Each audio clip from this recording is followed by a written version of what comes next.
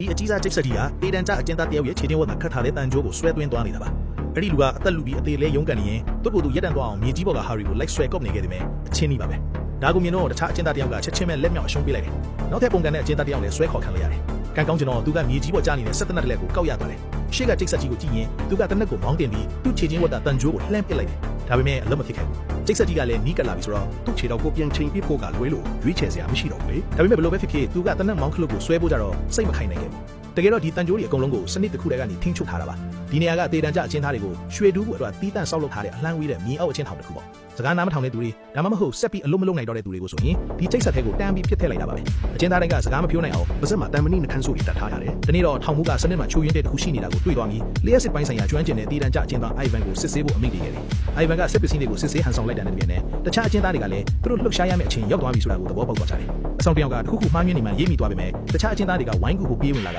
သူ့ကိုချက်ချင်းဝင်တိုက်ခိုက်ကြတယ်ဒေါသထွက်သွားတဲ့ထောင်မှုကထိန်းချုပ်ရေးစနစ်စီကိုတန်းပြေးသွားပေမဲ့စနစ်ကြီးတစ်ခုလုံးကလုံးဝအလုံးမလုံးတော့တာကိုတွေ့လိုက်ရတယ်ဒီအခွင့်အရေးကိုယူပြီးတော့အချင်းသားကောင်းဆောင်ကအပြင်ဘက်မှာနေရာယူထားတဲ့စနိုက်ပါအကူအညီကိုယူလိုက်ပြီးနောက်ဆုံးမှာတော့သူတို့အားလုံးအချင်းထောင်ထဲကနေအောင်မြင်မြင်လွတ်မြောက်သွားကြပါတော့တယ်